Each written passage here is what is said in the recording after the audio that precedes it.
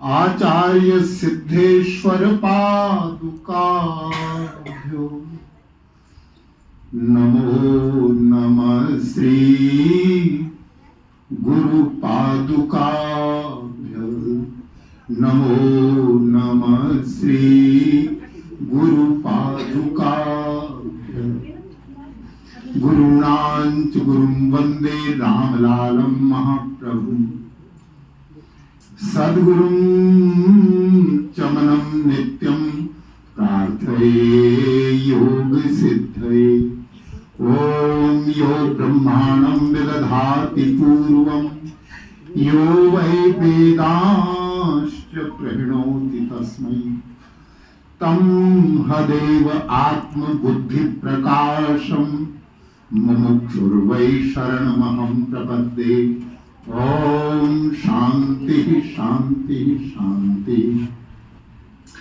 करुणा सागर सदैव वंदनीय परम पूजनीय श्री सद्गुरुदेव भगवान करुणामयी जगत जननी पराम्बा सद्गुरु माता जी, हिमालय की सूक्ष्म सिद्ध योगात्माओं एवं प्रभु जी के प्यारे प्यारे भक्तों,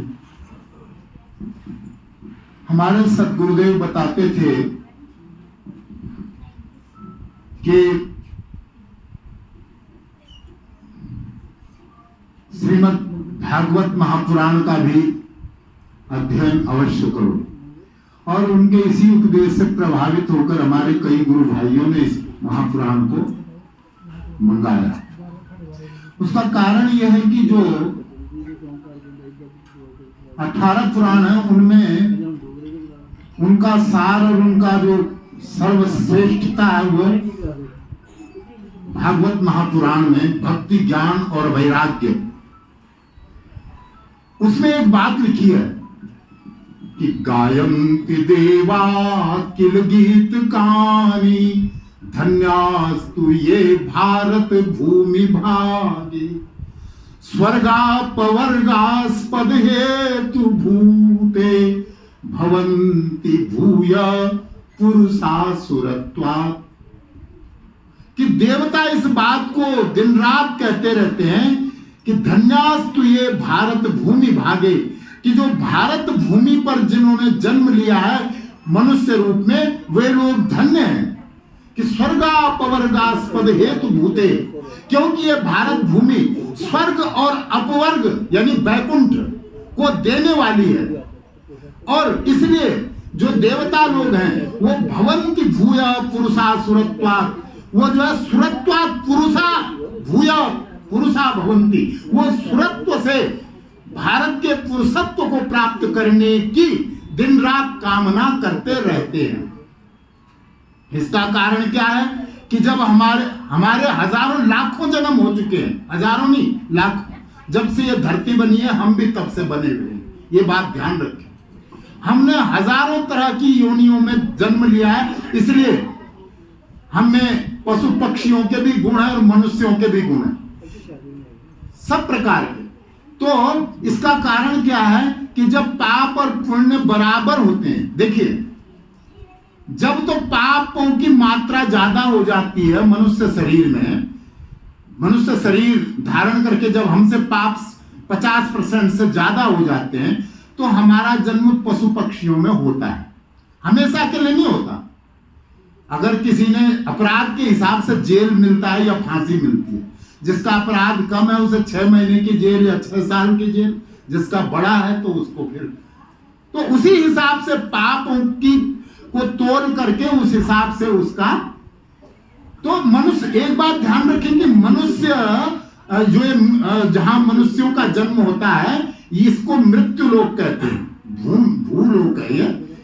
इससे ऊपर देवताओं के हजारों लोक हैं। जो ये 84 लाख योनियां हैं, इनमें 4 लाख योनियां मनुष्य से अपर योनियां हैं, मनुष्य से ऊपर की है, हाई क्लास की। और 80 लाख में से एक कम समझ लो, वो मनुष्य से लोअर क्लास की है, मनुष्य से नीचे की।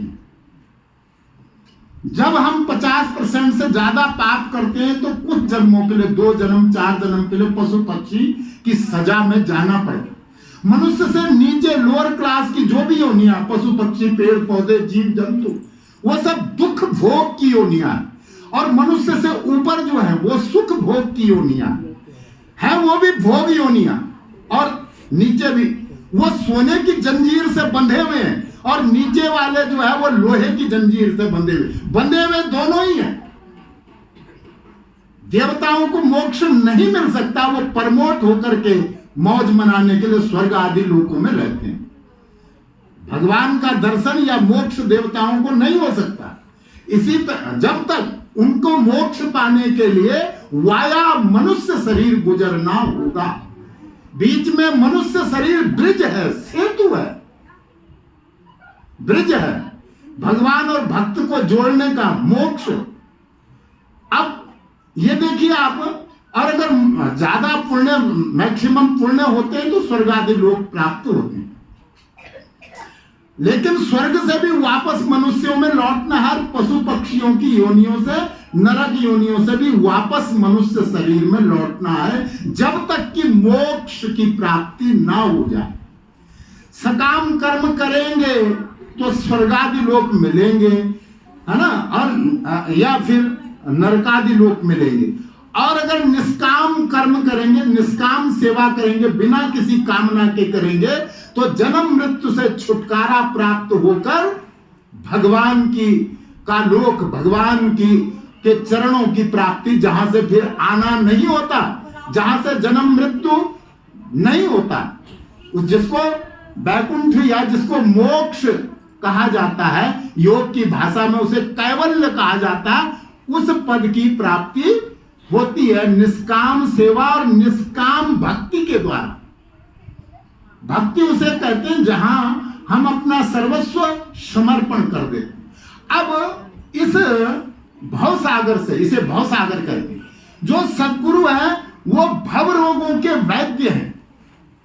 जैसे कई प्रकार की बीमारियां होती हैं तो हम डॉक्टर के पास जाते हैं, ऐसे जो हमें बचपन से लेकर के मृत्यु तक जो हजारों तरह के रोग व्याधियां और परेशानियां सताती हैं, उनके छुटकारा पाने के लिए हमें सद्गुरु भगवान की शरण में जाना होता, क्योंकि पार ब्रह्म परमेश्वर ही सद्गुरु का रूप धारण करके हमारे बीच आते हैं और अपने भक्तों को 84 लाख योनियों से छूटने और सभी मुसीबतों से छुटकारा पाने का रास्ता दिखाते हैं। इसलिए कहा गुरुर् ब्रह्मा गुरुर् विष्णु गुरुर्देवो महेश्वर गुरु साक्षात परब्रह्म तस्मै श्री गुरवे नमः। ये तो सब शास्त्रों की बातें हैं कि गुरु को सबसे ऊपर माना गया।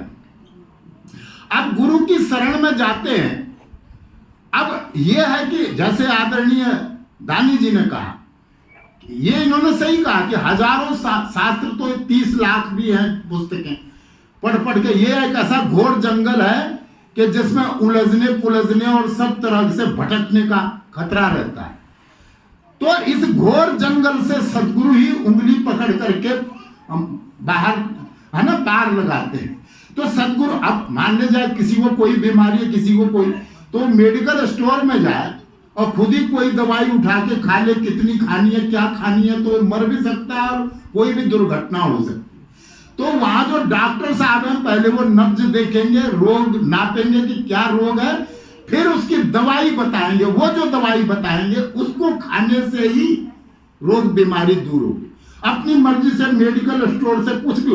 तो ये शास्त्र जितने भी हैं, पुराण है, शास्त्र हैं, ग्रंथ हैं, ये मेडिकल स्टोर में रखी हुई दवाइयां, मेडिकल स्टोर में क्या क्या पढ़ेंगे, हजारों ग्रंथों में हजारों बातें लिखी, हजारों रास्ते बताए। आपके लिए कौन सा रास्ता आपके लायक है, कौन सा रास्ता आपको भगवान तक पहुंचाएगा, कौन सा रास्ता आपको दुखों से छुड़ाएगा, इस बात को जो ब्रह्म तत्वदर्शी जो सद्गुरु हैं, वही इस बात को आपको बता सकते हैं कि आपको जो है सुख शांति और मुक्ति किस रास्ते से जाकर के मिलेगी, आपको कौन सा। इसलिए एक सद्गुरु, एक संत, एक ग्रंथ, एक पंथ, एक मंत्र। जिस तरह एक ही नाव में बैठ करके मनुष्य किसी भी नदी से पार जा सकता है, उसी प्रकार एक संत माने एक गुरु, एक संत, एक पंथ, एक ग्रंथ, एक मंत्र, इस सिद्धांत के अनुसार, ये दानी साहब की बात बिल्कुल सही 100% सत्य है कि एक सदगुरु है ना, और उनकी बताई हुई नियमावली, उसको अपना करके ही हमारा उद्धार हो सकता है। जैसा इन्होंने एक बार पहले भी कहा कि गीता में कहा गया कि भक्ति अव्यभिचारिणी, अव्यभिचारिणी भक्ति। थोड़ा सा जैसे दानी साहब ने कहा कि भाई स्वाध्याय की बात की, स्वाध्याय के 3 अंग हैं, सत्संग, सुमिरन और अध्ययन। अध्ययन किसका करना है कि आपका जो मार्ग है, जो रास्ता आपने पकड़ा है, उससे संबंधित ग्रंथों का अध्ययन। वो ग्रंथ भी गुरुओं ने ही लिखे, योगियों ने ही लिखे। और सुमिरन जो मंत्र दिया गया, क्योंकि सदगुरु जब आपको दीक्षा देता है तो वो मंत्र के रूप में आपके अंदर प्रविष्ट हो जाता, प्रवेश कर जाता है। वो अक्षर ब्रह्म है, अक्षर ब्रह्म। अ मने भी नारायण होता है, विष्णु होता है, आप चाहे डिक्शनरी देखना, है ना। अक्षराणाम अकारोस्मि द्वंद्व सामासिकस्य च, गीता का 10वां अध्याय। भगवान कहते हैं मैं अक्षरों में अ हूं, समासों में द्वंद्व हूं, स्थावराणाम हिमालय, पर्वतों में हिमालय हूं, वृक्षों में अश्वत्थ यानी वट का वृक्ष, पीपल का वृक्ष हूं। तो ये सत्संग, सुमिरन माने जप, ध्यान और मोक्ष विषयक ग्रंथों का अध्ययन। अब हमें सदगुरु ने दिया है योग महादिव्य रामायण ग्रंथ, लेकिन इसमें जितने योगियों का वर्णन आया है, जितने ग्रंथों का वर्णन आया है, उन सब योगियों के बारे में पढ़ना, उन ग्रंथों का अध्ययन करना वो भी हमारे लिए हितकर है। जितने भी योग वासिष्ठ का इसमें वर्णन आया है, गीता का इसमें वर्णन आया है, योग से संबंधित उपनिषदों के इसमें वर्णन आए हैं।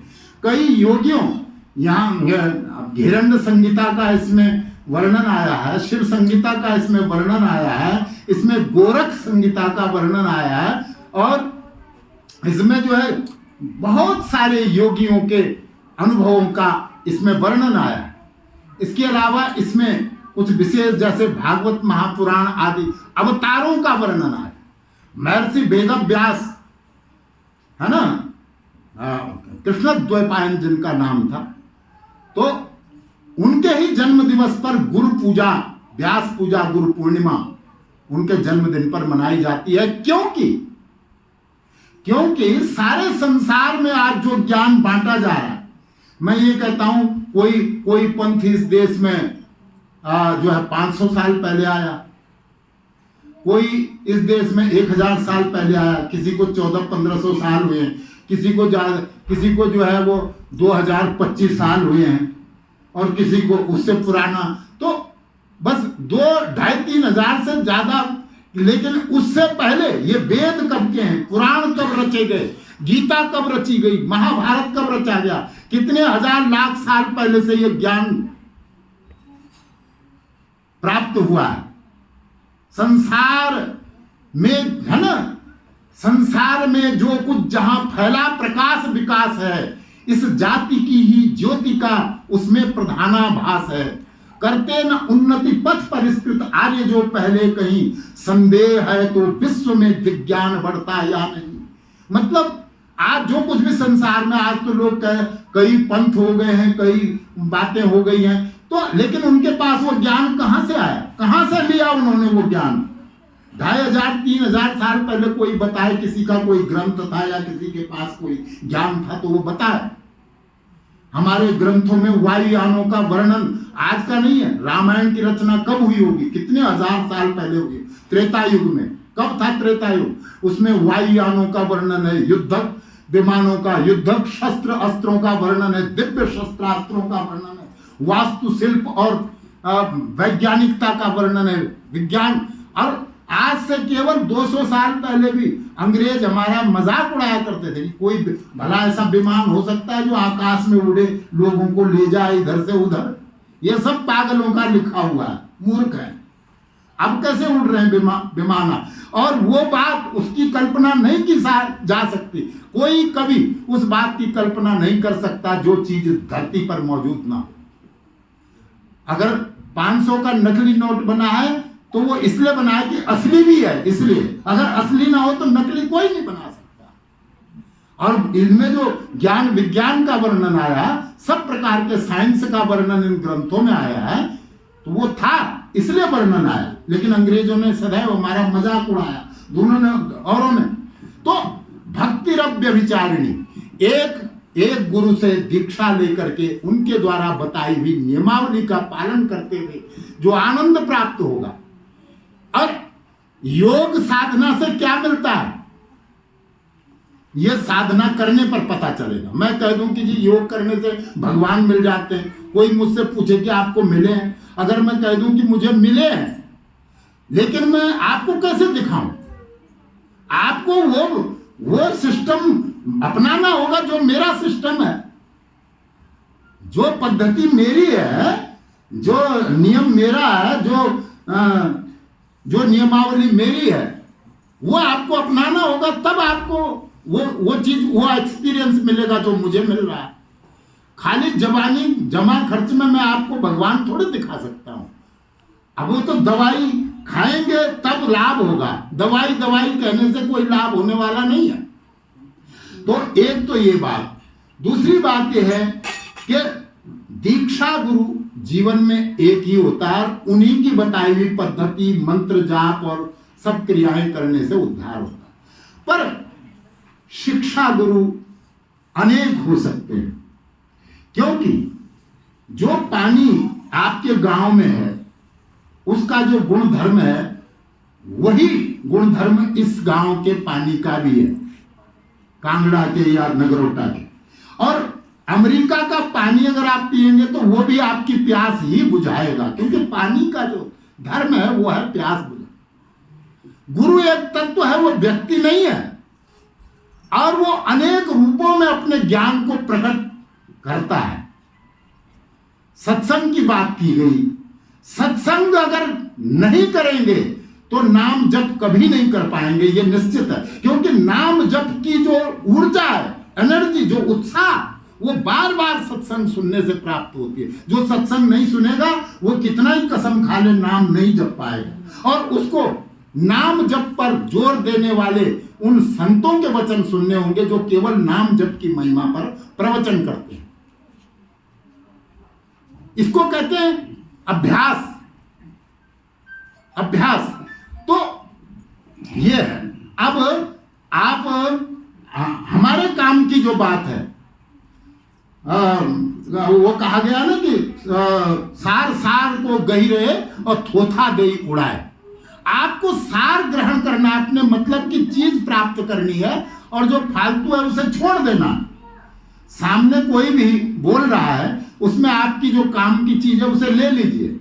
आपके काम की चीज क्या है कि आपका मन चित्त कैसे शुद्ध हो, आपका मन एकाग्र कैसे हो अपने इष्ट में, आपका मन कैसे जप में एकाग्र हो, और आपकी गुरु भक्ति कैसे बढ़े। इस बात पर अगर कोई कुछ बोल रहा है तो आपको उत्साह प्राप्त होगा उससे। अब इसके लिए मैं एक उदाहरण देता हूं कि एक महिला, जो कामकाजी महिला है, किसी दफ्तर में काम करती है, उसके साथ बहुत सारे पुरुष भी काम करते हैं उसके दफ्तर में। कोई असिस्टेंट है, कोई क्लर्क है, कोई है ना मैनेजर है, कोई कुछ है, कोई पीएन है, और सब तरह के। वो रोज ड्यूटी आती जाती है। अब वो क्या, वो विवाहिता है।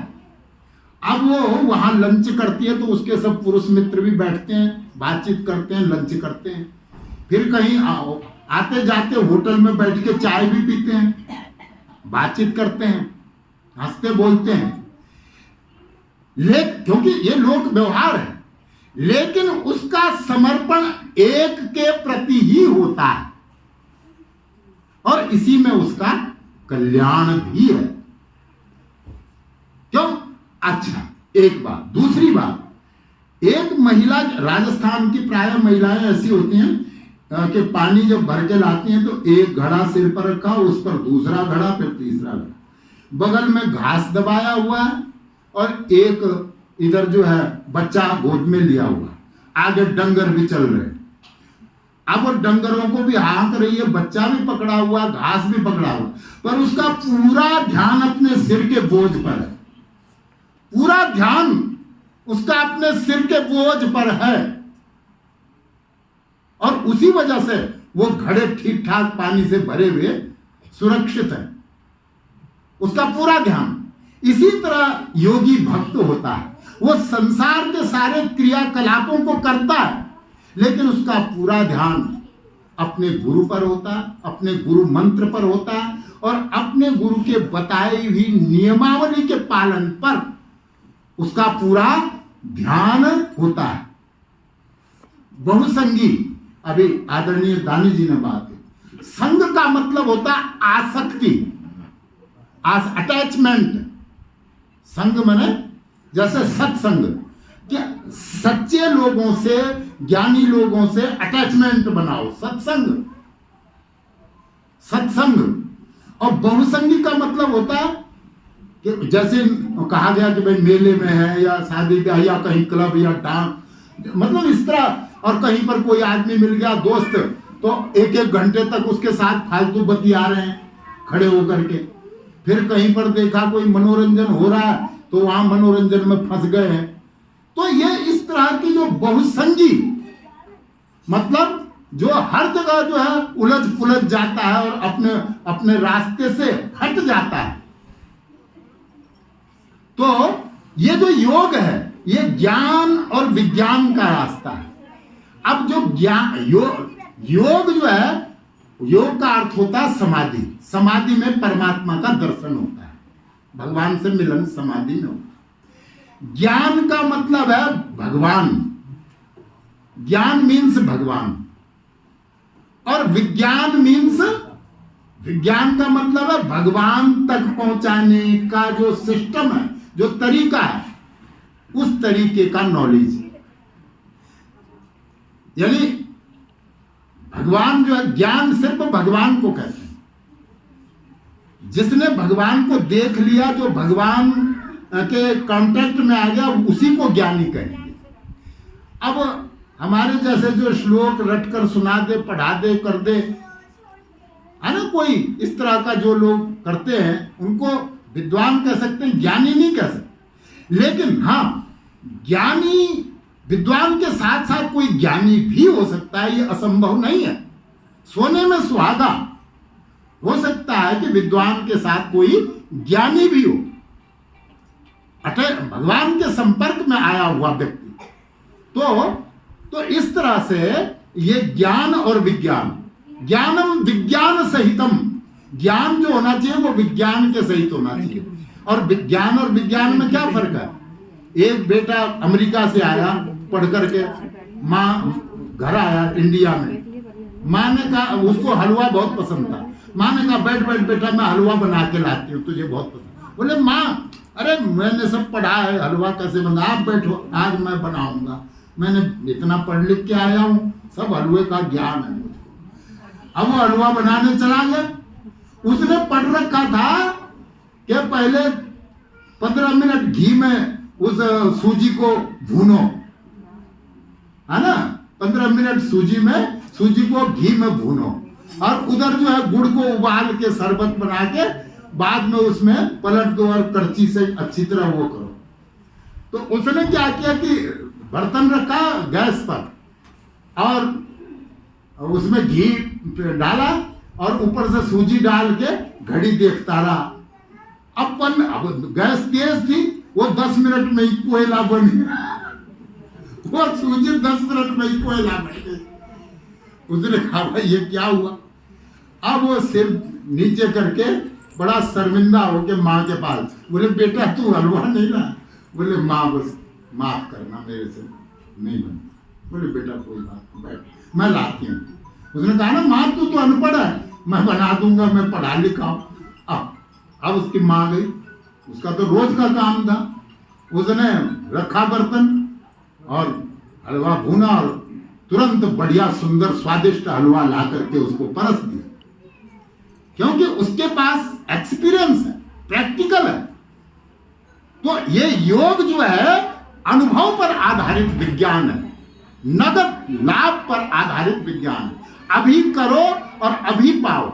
इसलिए हम लोग जो तरह तरह के वहमों और भ्रमों में फंसे रहते हैं, जिसके 1000 देवता हैं, जो 1000 जगह भागता रहता है और अपने उससे भटक जाता है, उसे फिर सुख नहीं मिल पाता। उस हिरण की तरह जो राजस्थान के रेतीले मरुभूमि में कहीं पर चमक रही होती है रेत ना, गर्मियों में उसे जब प्यास लगती है तो लगता है कि वो देखो तालाब चमक रहा, वो रेत चमक रही होती। अब वो भागता है उधर पानी पीने के लिए, तो वो रेत फिर और दूर वो पानी नजर आता है चमचमाता हुआ, फिर भागता रहता, फिर उधर भागता, भागते भागते शाम हो जाती है, कहीं पानी मिलता नहीं उसको। मृग तृष्णा का जल, मृग तृष्णा का जल। ऐसे ही हम कहते हैं हे शराब तू सुख दे, हे सिगरेट तू सुख दे, हे बीड़ी तू सुख दे, हे मीट मांस तू सुख दे, हे जुआ तू सुख दे। पर संत कहते हैं कि जो लेगा मजा उसको मिलेगी सजा, उसको मिलेगी सजा। मजे के लिए जितने काम किए जाते हैं उनका रिजल्ट बहुत खतरनाक होता है। इसलिए ऋषियों ने कहा कि अंतर्मुखी बनो, योग साधना करो, अपने चित्त को एकाग्र करो। जब चित्त एकाग्र हो जाएगा, एक इष्ट पर एकाग्र हो जाएगा, तो आनंद का द्वार खुल जाएगा। फिर हजारों बोतलों का नशा भी उसके सामने कुछ नहीं है, जब चित्त एक जगह स्थिर हो जाता है।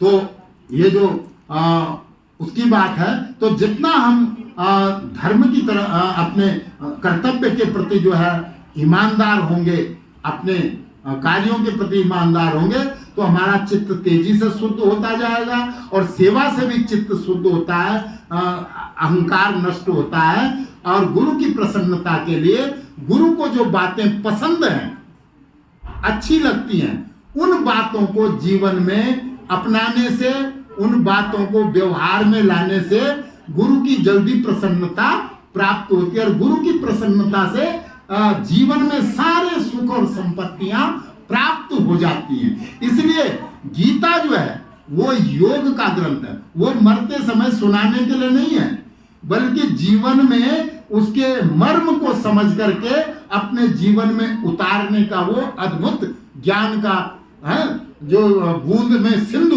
बिंदु में सिंधु, गागर में सागर की तरह। हाँ, देखिए एक ही समय में 3 लोगों ने गीता सुनी।